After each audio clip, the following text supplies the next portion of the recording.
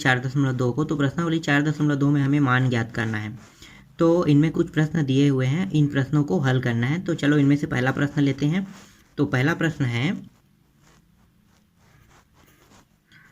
18x² y² भागित 6 - 6xy, ये पहला प्रश्न है।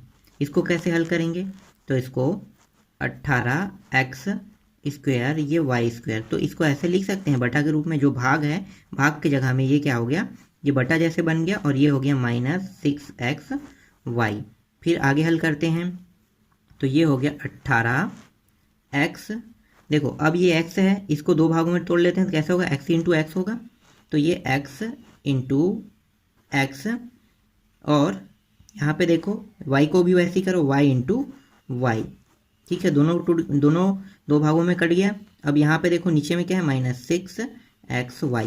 जो है उसको काट लो।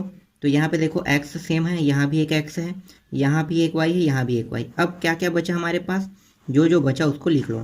तो ये बचा 18xy अपान -6 बचा।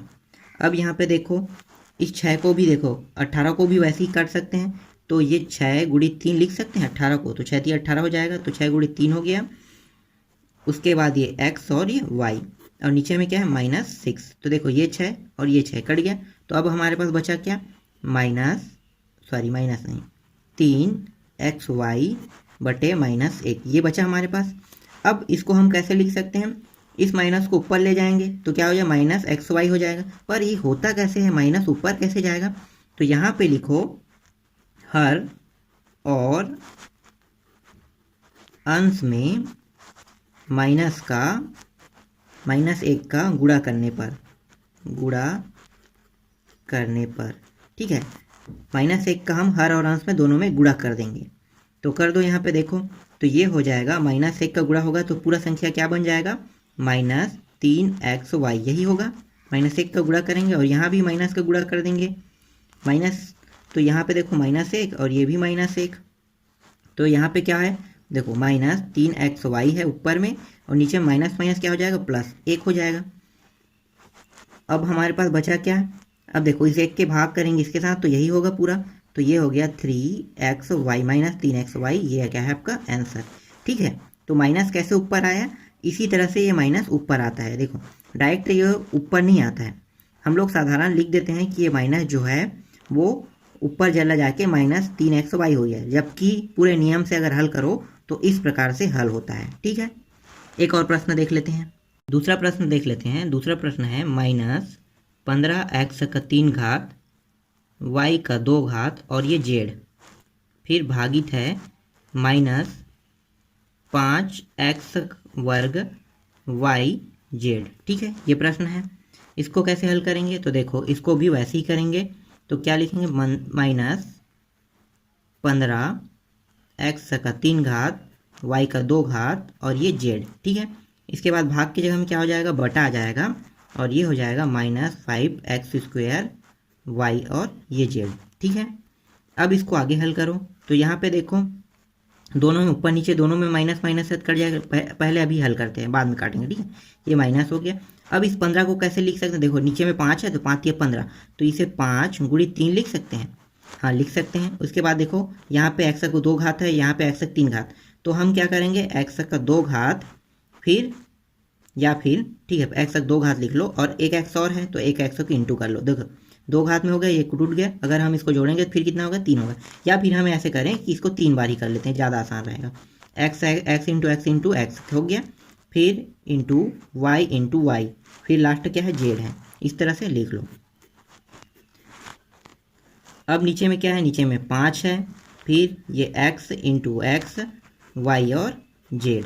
अब जो कटा है उसको काट दो। देखो ये कट गया, ये कट गया, ये x एक x, फिर एक x, फिर एक x कट गया, फिर y एक y कट गया, z और फिर z कट गया। अब बचा क्या क्या हमारे पास, अब यहाँ पे देखो माइनस और माइनस ये भी कट गया, ऊपर नीचे दोनों में है। तो अब हमारे पास बचा है 3, ऊपर में देखो 3 बचा है, एक x बचा है, एक y बचा है, 3xy। ठीक है, और नीचे में क्या बचा है देख लेते हैं। नीचे में कुछ नहीं बचा है, तो ये क्या है आपका आंसर। ठीक है, इतने में ही खत्म हो गया। इसी तरह से आप पूरे प्रश्न को बना लेना। ठीक है, अब हम देखते हैं प्रश्न क्रमांक 2। तो भाग दीजिए। इसमें जो पहला प्रश्न है उसको ले लेते हैं। पहला प्रश्न है 2x का 4 घात माइनस 6x का 3 घात प्लस 4x का 2 घात को क्या करना है, हमें भाग देना है। तो हम भाग कैसे देंगे, देखो इसी तरह से भाग देंगे। तो ये 2x²। अब यहाँ पे देखो जो ये 2x है वो सभी के साथ है, सभी का भाग होगा सभी के साथ। तो इसको कैसे करेंगे, 2x का 4 घात भागित 2x का 2 घात। फिर यहाँ पे क्या है माइनस, तो माइनस 6x का 3 घात भागित 2x का 2 घात। फिर प्लस 4x का 2 घात भागित 2x का 2 घात। ठीक है, ऐसा हो गया। ये जो फॉर्म है इसके आगे वाले, ठीक है, इस तरह से होता है। तो हम लघुत्तम निकाल के इस तरह से एक बार लिख लेते हैं। तो ये क्या होगा, अगर हम इसको वापस पुनः पहले जैसा लिखें तो देखो ये इस तरह से लिखा गया। ठीक है, आगे हल करते हैं। अब इसको क्या करेंगे, तो देखो 2, अब यहाँ पे x है, इसको कैसे कर सकते हैं, तो x into x into x into x 4 बार लिखें। तो यहाँ पे देखो x 2 घात है, तो हम दो बार लिख लेते हैं ना, ज़्यादा आसान रहेगा। ये 4 बार ना लिख के हम क्या करते हैं, 2 ही बार लिख ले। ठीक है, ये हो गया माइनस 6। अब यहाँ पे देखो ये 2 है, तो 2 और 1 लिख लेते हैं। ठीक है, तो x का 2 घात इंटू 1x, ये हो गया 2x का 2 प्लस 4x। 4 को क्या करेंगे हम लोग, चलो इसको बाद में देखेंगे। 2 और ये 2x का 2 घात। अब जो जो कटा है उसको कटा दो। देखो यहाँ कट गया, ये भी कट गया, यहाँ से कट गया, ये भी कट गया, और ये भी कट गया, ये भी कट गया। ये देखो ये दोनों नंबर भी कट गया। अब हमारे पास बचा क्या है, यहाँ पे x का वर्ग बस बचा। यहाँ पे क्या बचा, यहाँ पे बचा है 6। तो इसको ऐसे लिख सकते 3 इंटू 2 और ये x बटे 2 प्लस ये भी क्या होगा 2 इंटू 2 इंटू 2 मतलब 2 और ये हो गया 2। ठीक है, अब देखो यहाँ से क्या क्या कट रहा है, तो ये कट गया, फिर ये कट गया। तो अब हमारे पास बचा क्या, तो x² माइनस 3x प्लस 2। ठीक है, ये क्या है आपका आंसर है। ठीक है, ये हो गया। इसी तरह से आप प्रश्न क्रमांक 2 का जितने भी प्रश्न हैं इन सभी को आप लोग इसी तरह से सेम टू सेम बनाना है। ठीक है, तो ये प्रश्नावली भी खत्म हो गया। आगे देखेंगे हम लोग अगले प्रश्नावली को।